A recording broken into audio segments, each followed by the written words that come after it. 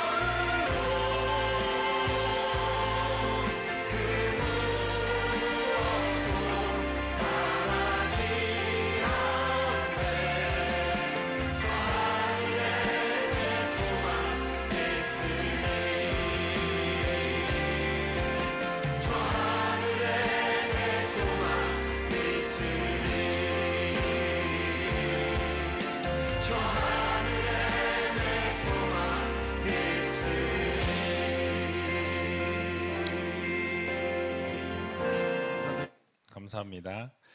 어떠세요? 좋으세요? 예. 다음 주도 기대하셔도 좋을 것 같습니다. 다음 주도 또 많은 것들이 변화될 거라고 생각하고요.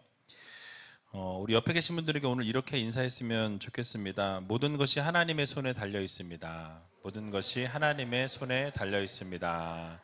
그렇습니다. 하나님께서 모든 것 주관하시고 하나님께서 모든 것 이끌어 가신다는 것을 여러분 꼭 믿으시고 또 하나님만 바라며 구하는 여러분들이 되셨으면 좋겠습니다. 여러분 한 주간 동안 잘 지내셨습니까? 예, 저도 여러분들의 기도로 잘 지냈고요. 벌써 9월 달에 마지막 주일이 되었습니다. 이제 2022년이 3개월밖에 남지 않았습니다. 여러분 느껴지세요? 믿겨지세요? 네, 그러시군요. 저는 안 믿기더라고요. 2022년을 시작할 때 아마 많은 것들을 계획하셨을 텐데 이제 정말 3개월밖에 안 남았습니다. 여러분 좋은 기억 또 행복한 추억들을 잘 만드시고 마무리를 잘 하는 귀한 시간을 가지셨으면 좋겠습니다. 또 보신 것처럼 이번 주에 많은 공사들이 진행되어졌습니다. 뼈대가 다 드러나 있는 이제 교회에서 하나씩 하나씩 살이 붙여져 가는 것 같은 그런 시간을 한 주간 보냈고요. 그 살이 만들어져 가는 과정을 보다 보니까 교회가 너무 사랑스럽고 교회가 너무 이쁘다 이런 생각을 한 주간 했습니다. 계속해서 열심히 여러분 기도해 주셔서 2022년 11월 첫째 주에는 아름다운 성전에서 함께 예배하는 그런 날이 있었으면 좋겠고요. 또 새생명 대축제가 그렇게 해서 본당에서 새로운 분들과 함께 시작이 되었으면 좋겠다라는 것이 기도 제목입니다. 그래서 여러분 계속해서 기도해 주시고 지속적인 관심과 사랑을 부탁을 드리겠습니다. 지난 시간에 이어서 다니엘 8장 말씀을 살펴보도록 하겠는데요. 이 다니엘이 두 번째 환상을 본 부분에 대해서 말씀을 함께 나누고 있습니다. 이 두 번째 환상은 수양과 수염소에 대한 환상 내용입니다. 수양은 지난번에 말씀드린 것처럼 이 메대와 바사 제국을 상징한다. 여러분들 잘 알고 있는 그 이름이 뭐였죠? 갑자기 생각이 안 나네. 이따 생각나면 말씀드릴게요. 이게 가끔 요즘에 이래요. 그래서 이 수양은 그것을 당할 짐승이 없었고 그 손에서 구할 페르시아 참 페르시아 여러분 잘 아는 페르시아가 이 메데 바사 성경에서 그렇게 쓰고 있습니다. 근데 그 손에서 구할 리가 절대 없을 만큼 강대한 국가였다라고 성경은 말씀하고 있다라는 것이죠. 하지만 모든 역사의 주관자는 하나님이시다라는 것을 제가 말씀을 드렸습니다. 결국 이렇게 강대한 그 나라도 그 누구도 어찌할 수 없었던 강력한 나라였지만 결국 헬라 제국을 통해서 그 나라가 멸망하게 되었다라는 것을 간략하게 말씀을 드렸었죠.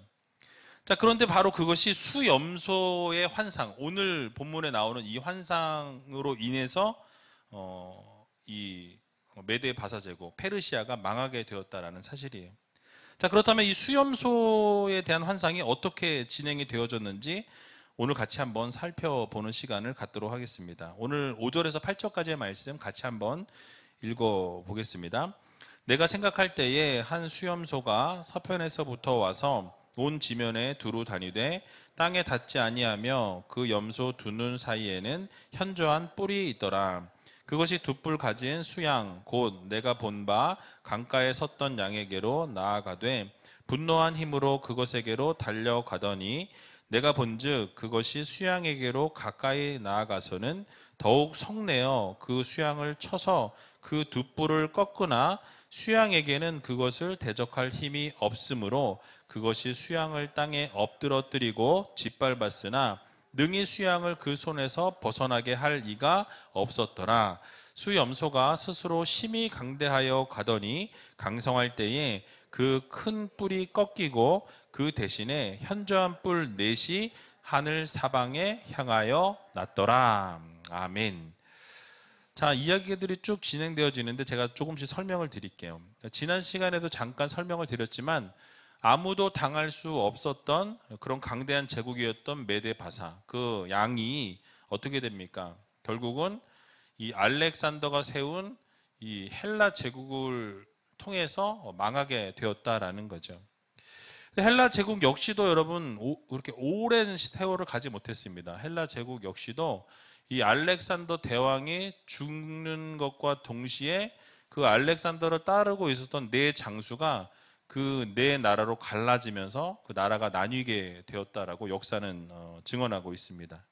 그래서 이 부분까지도 오늘 본문에 뿔 넷이 하늘 사방을 향하여 났더라라고 이야기하는 것이 바로 네 나라로 나뉘어졌다라는 것을 의미하고 있다라는 것이죠. 자, 그래서 그 내용들을 좀 조금씩 살펴보면 이 한 수염소가 먼저 서편에서부터 왔다라고 말씀합니다.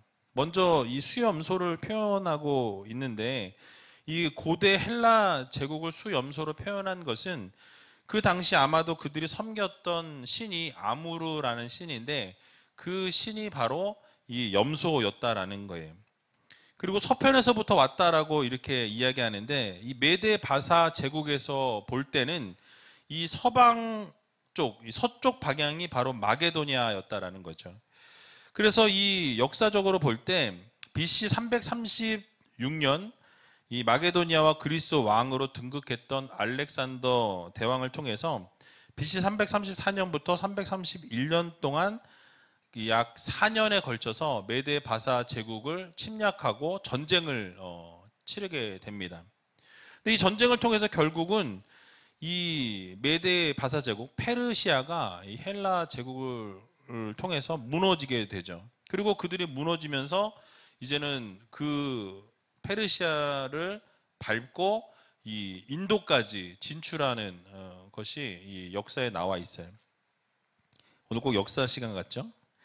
근데 이것을 오늘 본문에 보면 이렇게 표현합니다. 온 지면을 두루 다니되 땅에 닿지 않았다라고 이렇게 표현하고 있어요. 여러분, 이 말은 무엇이냐면 순염소가 달릴 때 발이 닿지 않을 만큼 엄청나게 빠르게 움직였다라는 것을 말씀하고 있어요. 그 말은 곧 빠르게 정복하고 많은 나라들을 빠르게 다 집어삼켰다라는 것을 의미하고 있는 것입니다. 그래서 그 의미가 그 정복하는 속도가 너무 빠르게 이루어졌다라는 것을 알려주면서 동시에 지속적인 정복이 계속해서 이루어졌다라는 것을 우리들에게 지금 말씀해 주고 있는 것입니다. 특히 6절을 보게 되면 이 순양이 이 강가에 서 있는 양에게로 달려나갔다라고 말씀하는데요. 그냥 나간 게 아니라 분노한 힘으로 나아갔다라고 이야기하죠. 여러분, 분노한 힘으로 나갔다는 게 뭘까요? 예, 막 죽여버릴 거야 이러면서 나간 거죠. 그래서 아주 강하게 막 밀어붙인 것을 이야기하고 있습니다. 그래서 무섭게 나갔다는 거예요. 근데 어떻게 했습니까? 그 수양을 쳐서 어떻게 해요? 두 뿔을 꺾었다라고 말씀합니다. 그러니까 이전에는 여러분 이 수양이 어땠습니까? 누구도 당할 수 없었고 그 누구도 이길 수 없었던 수양이라고 성경은 그렇게 말씀했죠. 그런데 지금에 와서는 어떻게 됩니까? 염소가 나타난 이후에는 이 수양이 어떻게 돼요? 두 뿔이 꺾이게 되고 짓밟히게 되었다라고 말씀합니다. 그러니까 누구도 이겨낼 수 없었던 메데 바사 제국, 페르시아 제국도 결국 헬라 제국이 일어나게 될 때에 어떻게 됩니까? 그들도 결국은 망하게 되었다라는 것을 성경이 우리들에게 말씀해 주고 있는 것이죠. 순염소의 공격에 짓밟히게 되었고 그 염소의 손에서 벗어날 수 없었다라고 성경은 말씀해요. 근데 이 환상이 실제 역사 속에서 그대로 일어났다라는 사실이에요. 헬라의 알렉산더 대왕은 이 페르시아 원정을 나간 지 6년 만에 이 페르시아를 다 정복하고 그 주변 나라까지 다 정복했다라고 역사는 이야기합니다. 또 나머지 다른 지역들을 정복하는데 또 6년이 걸렸다고 해서 이 12년이라는 시간 동안 이 알렉산더 대왕이 어마어마한 제국을 이루게 되었다라는 사실이에요. 그래서 여러분 이 12년 동안에 많은 나라들을 정복했는데 그 속도가 엄청났다라고 합니다. 그래서 아마 역사상 이렇게 빠른 속도로 수많은 나라들을 잠식시키고 모든 나라를 정복해서 다스리게 된 제국은 없었다라고 할 만큼 그만큼 아주 강력한 헬라 제국이었다라는 거예요. 자, 이렇게 광대한 영토를 가졌던 이 나라가 어떻게 됩니까? 알렉산더가 젊을 때 죽게 됩니다. 사망하게 되는데 사망하자마자 그 나라는 붕괴되었다라는 거예요. 헬라 제국이 정말 강성하고 영원히 갈 것 같았지만은 결국 지도자가 사망함에 따라 그 나라도 그 밑에 있는 4명의 장수에게 넘어가고 4명의 장수가 각각 지역을 나누어서 이 4명이 각각 다스리는 나라가 다르게 되었다라고 말씀하고 있는 것이죠. 그래서 오늘 본문 8절 하반절에도 보니까 강성할 때에 그 큰 뿔이 꺾이고, 여기서 큰 뿔은 바로 이 알렉산더 대왕을 이야기합니다. 그가 죽고 나서 그 대신에 현저한 뿔 넷이 하늘 사방을 향하여 났더라라고 이야기하죠. 그 뿔 넷이 났다라고 이야기하는데 그 뿔 넷은 바로 알렉산더 대왕 밑에 있었던 4명의 장수들을 이야기합니다. 그래서 강성했던 이 헬라 제국이 결국 큰 뿔인 알렉산더가 꺾이게 될 때 다른 뿔 넷이 나게 되었고 그 4명의 장수가 헬라 제국을 나누어서 다스리게 되었다라는 것이죠. 이게 역사 속에 나와 있는 이야기예요. 자, 여러분, 이런 역사적인 흐름들과 성경의 흐름, 성경의 이 계시의 말씀을 같이 비교하면서 우리가 볼 때 좀 길게 이야기를 드렸지만 얻을 수 있는 교훈이 있어요. 그러니까 모든 세상 나라들이 어떻습니까? 세상의 종말이 이를 때까지 흥망성쇠를 계속해서 반복하다라는 것이죠. 그러니까 어떤 나라가 아무리 강성할지라도 그 강성했던 그 나라가 영원히 지속되지 못하더라라는 것을 우리들에게 말씀해 주고 있는 것입니다. 그러니까 세상 나라들이 영원할 수 없음을 단적으로 보여주는 예가 오늘 본문의 말씀이라는 거죠.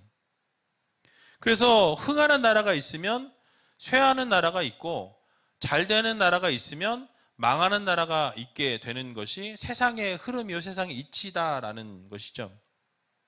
그러니까 어느 나라가 번성하면 어느 나라는 망한다라는 거예요. 여러분, 바벨론도 페르시아도 또 헬라 제국도 로마 제국도 어떻습니까? 그 나라가 영원할 것 같았지만은 엄청나게 강성하고 엄청난 대국이었지만은 결국은 그 나라들도 때가 되매 망하게 되는 것을 우리는 보게 되죠. 그 마지막은 허망하게 멸망하고 말았다라는 거죠. 이 사실을 보여주는 것이 무엇입니까? 결국 이 세상 나라는 영원할 수 없다라는 것을 보여줍니다. 아무리 강성하고 아무리 큰 나라요, 아무리 힘이 있는 나라요, 권세 있는 나라일지라도 그 나라는 영원하지 못하다, 한계가 있다라는 것을 우리들에게 말씀해 주고 있는 것입니다.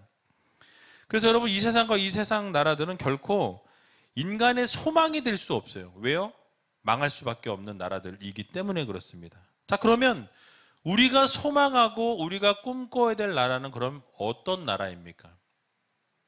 이 세상 나라가 아니라 하나님 나라를 소망하고 하나님 나라를 꿈꿀 수 있는 믿음의 성도님들이 다 되시기 바랍니다. 그래서 우리가 바라보아야 할 나라는 바로 하나님 나라라는 거예요. 너무나 당연한 이야기지만 이 세상에 속한 나라가 아니요, 예수 그리스도께서 건설하신 천국, 하나님 나라를 바라보고 그 하나님 나라를 소망하고 꿈꾸며 살아가는 성도들이 되어야 한다라는 말씀이에요. 그래서 골로새서 3장 1절에서 2절의 말씀을 보니까 이렇게 말씀합니다. 같이 한번 읽어보겠습니다. 그러므로 너희가 그리스도와 함께 다시 살리심을 받았으면 위의 것을 찾으라. 거기는 그리스도께서 하나님 우편에 앉아 계시느니라. 위의 것을 생각하고 땅의 것을 생각지 말라. 아멘. 여러분, 무엇을 지금 강조하고 있습니까? 우리가 이 세상 살아가면서 우리가 이 세상의 마음, 이 세상을 마음에 두지 말고 하나님 나라를 소망하라는 거예요. 어디에 마음을 두라? 하늘에 마음을 두고 위의 것에 소망을 두라라고 성경은 말씀합니다. 그러니까 땅에다 소망을 두고 살아가는 우리가 아니라 저 천국에, 저 하늘에 소망을 두고 살아가는 성도들로 살아가야 한다라고 분명하게 성경은 우리들에게 말씀해 주고 있는 것이죠. 왜냐하면 이 세상의 것들은 완전하지도 못하고 완벽하지 못하다라는 거예요. 안전하지 못하다라는 것을 우리들에게 말씀하고 있기 때문에 그렇습니다. 그러므로 우리 모두는 하나님 나라의 소망을 두고 살아가는 하나님의 귀한 성도님들이 다 되시기 바랍니다. 영원할 것만 같았던 이 바벨론이나 페르시아나 이 헬라 제국이나 로마 제국들도 결국 망했던 것처럼 세상의 소망을 두고 살아가다 보면 결국 우리의 삶도 망가질 수밖에 없다라는 거예요. 그래서 우리가 세상의 소망을 두고 세상을 바라보고 살아가는 우리가 아니라 세상이 아니요, 누구? 하나님을 바라보고 하나님께 소망을 두고 살아갈 수 있는 귀한 우이제일교회 모든 성도님들이 다 되시길 주님의 이름으로 간절히 축원합니다. 이어서 오늘 본문 9절의 말씀을 보면 이 순염소의 뿔 이야기가 나오는데요. 우리 같이 한번 읽어보도록 하겠습니다. 그중 한 뿔에서 또 작은 뿔 하나가 나서 남편과 동편과 또 영화로운 땅을 향하여 심히 커지더니. 아멘. 자, 순염소의 뿔에 대해서 말씀드렸죠. 순염소의 그 큰 뿔은 알렉산더 대왕을 이야기한다라고 말씀드렸습니다. 그런데 그 뿔이 꺾이고 난 이후에 어떻게 되었다고요? 4개의 뿔이 나왔다라고 말씀하죠. 근데 그 4개의 뿔 중에 지금 한 뿔에 대해서 오늘 9절에서 지금 설명하고 있습니다. 그 한 뿔이 어떻다고 이야기합니까? 한 뿔에서 또 작은 뿔 하나가 나서 남편과 동편과 또 영화로운 땅을 향하여 심히 커졌다라고 말씀하죠. 그러니까 한 뿔이 또 커지게 되었다라고 말씀합니다. 그러니까 여기서 한 뿔은 이 순염소의 큰 뿔이 꺾이고 난 이후에 나게 된 네 뿔 중에 하나를 이야기하는데 그게 심히 커졌다라고 말씀하고 있죠. 그러니까 이것은 무엇이냐면 알렉산더를 따랐던 네 장수 중에 한 장수를 이야기하는데 그 한 장수가 상당히 권세를 얻게 되고 강력하게 되고 강성하게 되었다라는 것을 이야기합니다. 역사적으로 볼 때 이 장수는 시리아 지역을 통치하게 된 셀루쿠스라는 사람을 의미한다 그래요. 작은 뿔을 상징하는 사람은 이 셀루쿠스 왕조의 이 8대 왕이었던 이 에피파네스라는 사람을 이야기합니다. 대부분의 학자들이 이 사람이라고 동의를 하는 이유가 그 다음 이후의 설명과 일치하기 때문에 그래요. 나중에 살펴보게 되겠지만 10절 이하의 내용을 보면 이 에피파네스라는 왕이 이스라엘 사람들, 이스라엘 백성들을 엄청나게 핍박하고 엄청나게 힘들게 한 사람 중에 하나입니다. 그러니까 잔혹하게 핍박하는 핍박자가 될 것에 대해서 이 10절 이하에서 계속 예언하고 있는 것을 보게 됩니다. 그리고 그 예언대로 에피파네스는요, 역사적으로 이스라엘 백성들을 상당히 괴롭혔던 사람, 이 왕 중에 하나였습니다. 그래서 이 혹독하게 핍박했던 사람 중에 하나인데, 여러분 우리가 이 로마 황제 중에 네로를 우리는 이제 뭐 쉽게 말하면 또라이로 알고 있어요. 그죠? 기독교를 상당히 핍박한 왕으로 알고 있는데 사실 이 또라이보다 더 또라이가 바로 이 에피파네스가 완전한 또라이였다라는 거예요. 그가 저지른 만행을 보게 되면요, 네로를 능가하는 그런 일들을 저질렀습니다. 예를 들어서 말씀드리면 그가 죽였던 유대인들의 숫자가 20만 명에 이를 정도로 엄청난 사람들을 죽였다라는 거죠. 또 이 이스라엘 백성들을 노예로 팔았는데 10만 명 이상을 노예로 팔았다라는 기록이 있어요. 또 하나님의 성전을 약탈했고 하나님의 성전을 더럽혔던 사람이 바로 이 에피파네스였습니다. 하나님께서 정해 주신 그 율법의 가르침대로 제사장을 세워 나가야 되는데 이 에피파네스라는 사람은 그 하나님이 세우신 제사장을 파해버리고 쫓아내버리고 자기가 원하는 사람을 그냥 제사장으로 막 세웠어요. 레위인이 아닌 일반 사람들을 자기가 원하는 사람을 세워서 제사를 진행하게 했다라는 사실이에요. 그러니까 하나님을 무시한 거죠. 게다가 성전에 뭘 세웠냐면 하나님의 그 성전에다가 제우스 신상을 세워놓고 제우스 신을 섬기도록 그렇게 강요했다라는 사실이에요. 뿐만 아니라 당시에 가증하게 여겼던 이 돼지의 피를 이 성전에다 막 뿌리는 그런 악행을 저지른 사람이 바로 이 에피파네스였습니다. 일일이 다 설명할 수 없지만 이 엄청난 핍박과 하나님이 기뻐하시지 않는 일을 행했던 사람이 바로 이 에피파네스라는 사람이었어요. 그 당시에 사람들은 뭐라고 얘기했냐면 그 에피파네스가 하나님과 하나님의 백성들을 대적하는 적그리스도다라고 표현할 만큼 그 대표적인 존재가 바로 이 에피파네스라고 이야기할 만큼 그가 상당히 사람들을 괴롭히고 기독교인들을 박해했다라는 사실이에요. 자, 우리가 여기서 주목해야 할 사실이 있습니다. 그런데 성경은요, 이렇게 무지막지하고 권력을 가지고 있지만 이렇게 권력과 힘을 가지고 있는 이런 사람들을 본문에 보니까 작은 뿌리라고 상징하고 있어요. 작은 뿌리다라고 표현합니다. 여기서 뿌리라는 것은 성경에서 이야기할 때 권세를 이야기해요. 파워, 힘을 이야기합니다. 근데 그렇게 힘이 많고 능력이 많고 막 수십만 명도 죽일 수 있는 그런 파워를 지닌 사람을 성경은 지금 뭐라고 표현하냐면 작은 뿌리라고 표현하고 있어요. 작다라는 거죠. 아무것도 아니라는 것을 이야기합니다. 그래서 이 넷째 짐승에 대한 부분이 나왔을 때도 그때도 작은 뿌리라고 설명을 제가 드렸던 적이 있고, 그러니까 이러한 것들을 우리 생각해 볼 때 이 모든 것들이 권세와 능력과 힘을 가진 모든 그런 세력들을 향해서 성경은 작은 뿌리라고 표현하고 있는 것을 우리가 보게 되죠.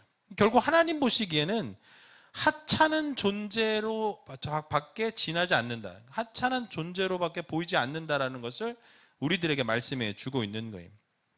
그래서 여러분, 이 권세나 능력이 보잘것없다라는 것을 의미하고 있다라는 것이죠.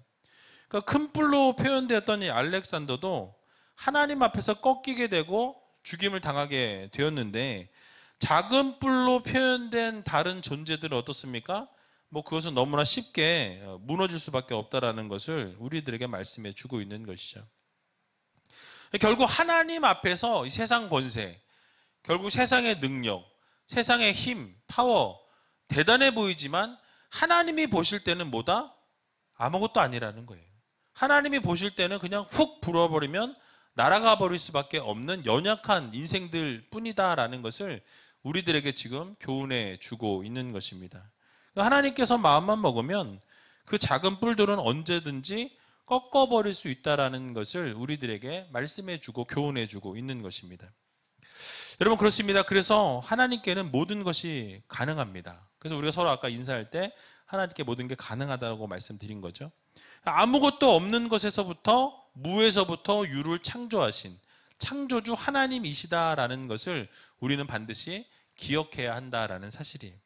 그래서 하나님께서도 이사야 43장 15절에서 17절에 보면 이렇게 선포하시는 것을 보게 됩니다. 같이 한번 읽어보겠습니다. 나는 여호와 너희의 거룩한 자요 이스라엘의 창조자요 너희 왕이니라. 바다 가운데 길을, 큰 물 가운데 첩경을 내고 병거와 말과 군대의 용사를 이끌어내어서 그들로 일시에 엎드러져 일지 못하고 소멸하기를 꺼져가는 등불 같게 한 나 여호와가 말하노라. 아멘. 하나님께서 뭐라고 말씀하세요? 하나님이 창조자이심을 선포합니다. 그러면서 바다에 내가 길을 낼 수 있고, 그리고 큰 물 가운데 내가 첩경을 낼 수 있다라고 말씀하시면서 불가능한 모든 일들을 내가 가능케 하는 여호와 하나님이니라 라고 이렇게 선포하는 것을 보게 됩니다. 여러분, 그러므로 우리가 이 세상 살아가는 동안에 혹독한 핍박자나 권력자나 이 권세자들을 우리가 바라볼 때, 그 앞에서 우리가 어려움 당할 때, 고난을 당할지라도 우리가 두려워하지 않을 수 있는 이유가 무엇입니까? 바로 그보다 더 강력한 힘이 있으신, 전능하신 하나님이 계시다라는 것을 여러분들 모두 기억하시기 바랍니다. 어떠한 권세와 능력과 힘을 가진 존재라 할지라도 하나님 앞에서는 작은 뿔일 수밖에 없다라는 거예요. 하나님이 훅 불어버리시면 날아갈 수밖에 없는 연약한 인생들이다라는 것을 우리는 기억해야 할 것입니다. 그러므로 우리가 이 세상 살아가면서 작은 뿔에 지나지 않는 이 권세자들이나 핍박자들을 두려워하지 말고 이 세상을 창조하시고 다스리시는 전능하신 하나님을 두려워할 줄 아는 믿음의 성도님들이 다 되시기 바랍니다. 그래서 마태복음 10장 28절에 보면 이렇게 선포하고 있어요. 같이 한번 읽어보겠습니다. 몸은 죽여도 영혼은 능히 죽이지 못하는 자들을 두려워하지 말고 오직 몸과 영혼을 능히 지옥에 멸하시는 자를 두려워하라. 아멘. 그러니까 몸은 죽일 수 있지만 영혼을 죽일 수 없는 그 권세자와 능력자를 두려워하지 말라는 거예요. 근데 우리가 그 권세자와 능력자 앞에 서게 되면 두려워하지만 사실은 우리가 정말로 두려워해야 될 분은 누구십니까? 우리의 몸뿐만 아니라 우리의 영혼까지도 얼마든지 죽일 수 있는, 우리의 모든 영혼까지도 지옥으로 던져내실 수 있는 여호와 하나님을 두려워하라고 말씀하고 있다는 사실이에요. 그러므로 사랑하는 의지의 교회 성도 여러분, 우리 모두는 이 세상의 권세와 능력과 힘을 두려워하고 그렇게 살아가는 성도가 아니라 이 세상 만물을 창조하시고 다스리시고 섭리하시고 모든 것을 주관하실 수 있는 전능하신 여호와 하나님을 두려워할 줄 아는 믿음의 성도님들이 다 되시기 바랍니다. 그러므로 이번 한 주간 살아갈 때 여러분 정말 하나님의 능력과 권세와 힘을 여러분 모두 믿으시고 정말 우리가 그 하나님의 놀라우신 사랑과 은혜 안에 날마다 거하셔서 세상의 그 권세와 능력을 두려워하는 우리가 아니라 정말 하나님을 두려워하면서 살아갈 수 있는 귀한 우이제일교회 모든 성도님들이 다 되시길 주님의 이름으로 간절히 축원드립니다.